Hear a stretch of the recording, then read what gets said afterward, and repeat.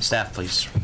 The issue in this request, it's another advisory opinion request, is whether an employee of a member of the legislature may, at the direction of the member and as part of their regular employment, drive the member between the Capitol and the Austin apartment, and also drive the member to run personal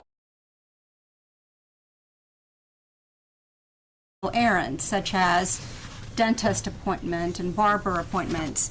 During this time, the state employee would be paid. It would be during state time. The Chair Clancy thought that it might be helpful for the Commission to discuss this, in particular because we do have some former members and perhaps some former staffers. Just kind of as a background, you know, the law in question it's the Penal Code section that prohibits a public servant from misusing government property, you know, with the intent to obtain a benefit. And so that's really the issue here. The Commission, in previous opinions, has, in many instances, you know, deferred to the legislature to determine what is a permissible use of legislative resources subject to constitutional restrictions. And in some instances, when the Commission has felt that it needs to take a strong position, has said, no, you cannot do that. You cannot use a state computer, for example, to file a campaign finance report. But in other instances, but even in those instances, has said, ultimately it's up to the legislature to determine, again, subject to constitutional restrictions, what's a permissible use of legislative resources.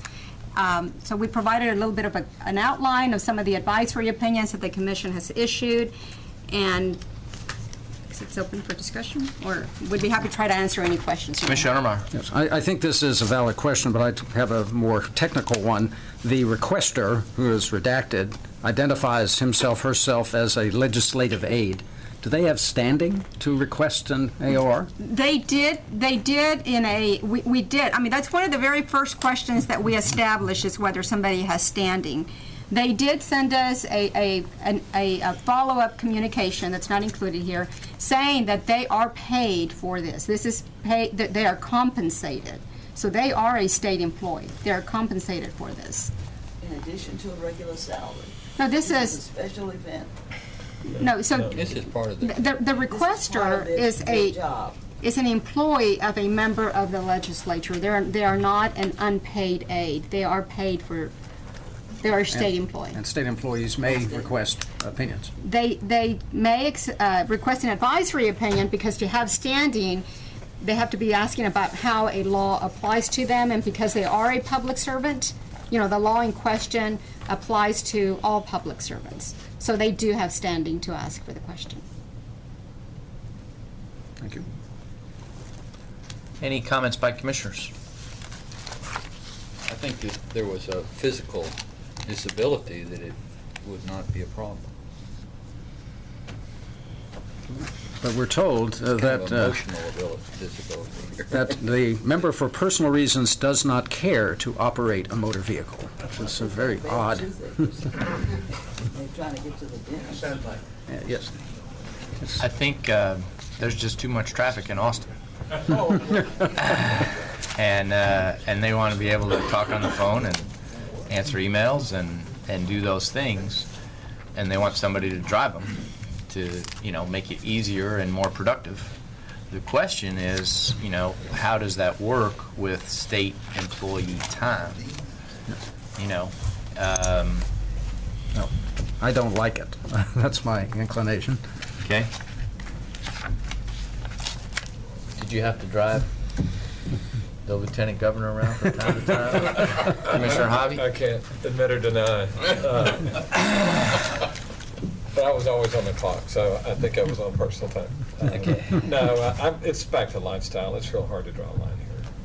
I will say, and this is a cop-out for sure, in the hierarchy of enforcement, we're continuously reminded how low we are, but there actually is a lower level here called the Administrative Committee of both houses that's supposed to give affirmative direction to their members on things like this.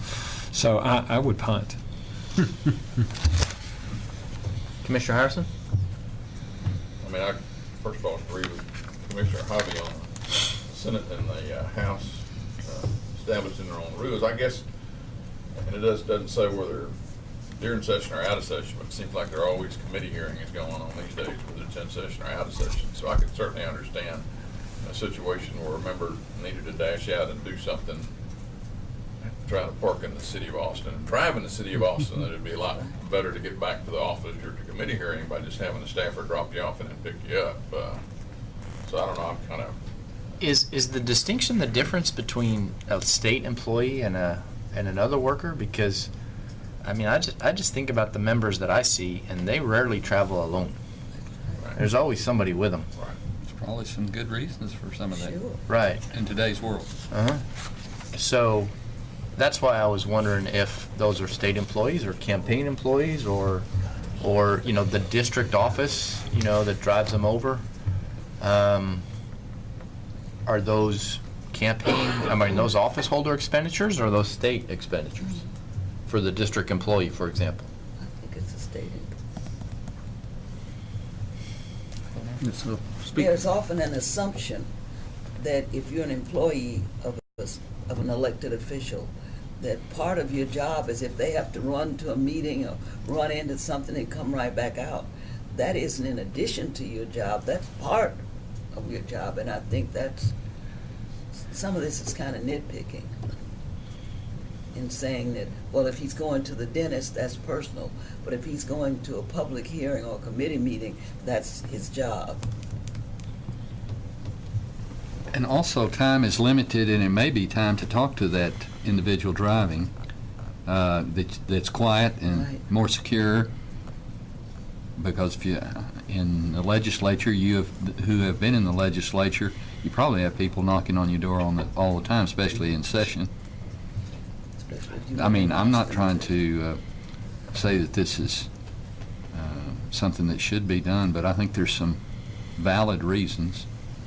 Not the dentist necessarily. I think what was interesting about this particular request is that there's literally a schedule about who picks the member up and who drops them off in the week, and it rotates among all the staff, and then someone to take them somewhere else. So, you know, the advisory opinion request is asking us to bless it. What's the number that we need to approve it? 6 or 5? What do we No, approve? it would be, for an advisory opinion, it is 5. Okay. But first of all, of course, we would have to draft something for you to look at. No, I know. Vice Chair Hobby asked me to look to see what the Fed's do, and I thought that was, let's look. We should have looked before, and it's very similar to what the position the Commission's in. I mean, a lot of discretion is given to Congress to. They have a lot of discretion to define the parameters of the employee's responsibilities, as long as those responsibilities relate to the congressman's official and representative duties. And, you know, again, I think that some of the comments that were made here, there could be instances in which what the employee's doing during the time in question. You know, are they working on things? Are they providing advice about the upcoming hearing? Things like that. Morning I mean, that may briefing. be relevant. Yeah, briefing them on the way to a meeting Right. or So I mean, speaking that may engagement, be sure. relevant. But I'll just give you a sort of a private sector insight. There's a lot of overtime questions now about non-exempt employees who work on an hourly basis, and how do you pay them? So, I mean, would these employees be entitled to additional compensation for their time spent driving around the legislature, or? I mean, they would have to check with House Administration about that. Yes. We did. Somebody wants to Stone. So I guess the question, I mean, we're going to hear from a witness, but think about whether the subcommittee is appropriate, that we reset it for our next hearing and ask for some administrative committee help on how to resolve this issue. But we have to decide what to do with it. And they're seeking safe harbor for a pretty aggressive position, admittedly. So all-encompassing. pretty much anything they want to could be do. Pick narrow. up, take home, personal errands, you know. So that is, I would say, I would share with Commissioner Untermeyer some of my hesitation. At the same time, I can also see how this is a big part of the job. So, I mean, who's the body man for that, you know, for that member? Who carries the ball? And I think as with each advisory opinion, the advisory opinion is when the commission feels comfortable giving a defense to the activity in question, to the extent that the facts provided do not give you that level of comfort that you need in order to give somebody that defense, then, you know, I don't think you have to. All right, we have some more help from the public. Donna Davidson is here to enlighten us about whether the barber shop or the dentist should be permitted. Thank you, Commissioners. My name's Donna Davidson, and I'm here representing myself. I'm a recent transplant to Austin, and I wanted to make sure that y'all were aware that there's going to be a no phone, hands-free, nothing when you're driving, starting, I believe, January 1st, which probably needs to be taken into account and consideration in this request, because there will be less opportunity, obviously, for work to be done if it is during a legislative session. And as Ms. Ashley so well stated, it would be dependent on what you feel comfortable with. So if you wanted to provide guidance that during a legislative session, you're trying to run them back for a shower before they have a till 2 o'clock in the morning, whatever's going on, and they're getting work done as they're going and getting work done on their way back, that might be one that you'd say that might be appropriate for someone who has a vehicle to get them there. They can be on the phone, get their work done. And if it's during an interim, maybe not as much if you don't feel as comfortable with that. And personal errands, you know, Commissioner Clancy, Chairman, you have made a very good point. I mean, personal errands are kind of difficult. Without stating who my client was at the time and where I worked, when it was even suggested that his spouse make some appointments, it was clearly stated that the spouse would not be making any appointments for that particular person. So some of the personal stuff people just volunteered to do to try to make everything much more easily accomplished for that office holder. Can I pay for a servant from my office holder account? A butler? Well, and see, that's just it. No, I don't think you can pay for a servant. Can I pay for the gas for my intern to go to the dry cleaning and pick up my suit? No, you cannot do that. Not for personal expenses. I mean, dry cleaning specifically. If, as an office holder, you have to attend the inaugural ball and you have dry cleaning expenses associated with that, that may be a little bit different. So, again, what are all the facts?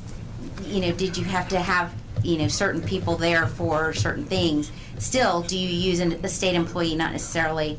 Can you use campaign funds because you had to go and get that done and you have to return that? Well, sometimes you have to get your car washed because you're going to be in a parade and you're going to have signs on it. Can you use campaign funds for that? Is there a legitimate political purpose for that? It does. You cannot address every single issue. So there's the general guidance. I just wanted y'all to be aware about not being able to conduct any business by phone starting January 1st. I think even with hands-free, I'm not sure. Again, I'm just a recent transplant, but I wanted to raise that as something that you would need to take into account. Commissioners, any questions for this witness? Thank you. Thank you. Thank you.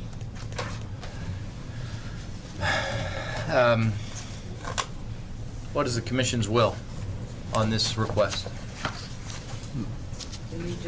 There's sure a lot of specifics that could be added to this, on and on and on, if you want to do that. Yeah, I mean, I would ask staff to contact the head of the administration committee in both houses and say, what's the history here? Why are they asking us and not you? If those people care to appear at the next meeting, we'd be glad to receive them. But there's a question that has to be asked at that level, because this is confined to legislative employees. I just, what is, I mean, maybe someone on the commission can tell me, for a non-committee chair member, how many employees are there during session? Employees in your office? An aide and a secretary. I'm sorry? Aide and a secretary. 2 people. What about the chief of staff? That's the aide. Yeah. Well, it depends on what is allocated to the member from either the speaker's office Or administration. or the governor's office. Okay. If there's enough money to have 4 or 5, you can have them. Or if you've got somebody special, you know, an attorney, maybe $100 an hour. We can use political funds. So it depends. And I really think we ought to consider not doing anything, because I served 12 years and I never heard anybody complain about this, and I think it was typical that staff members Expected. and or secretaries would go get a cup of coffee. I mean, is it going to be that specific? I really think the law is pretty. I mean, you know, whoever asked for this is probably under a more stringent member, whoever they are, than what I was around. All right. Me too. Well, if there's no further discussion on this agenda item, we'll just move on to the next one. Yes. And revisit it in the future. All right? Haven't you appointed a committee to look at no, it not too? for this Not No, yet. ma'am. Not yet. I don't think we're at the drafting stage yet. Yeah, yeah. But we could invite representatives of the administrative committees to attend next session, next meeting, just as we did when we examined the per diem question. Yes, sir. But, Mr. Chairman, I think Mr. Long had a very good point. If you start making rules and regulations about everything that a staff member can do, the list will be huge. That's right. I just don't see us getting in, you know, can my secretary go get me a milkshake at the cafeteria? From there up or Okay. down. I don't know. Very good.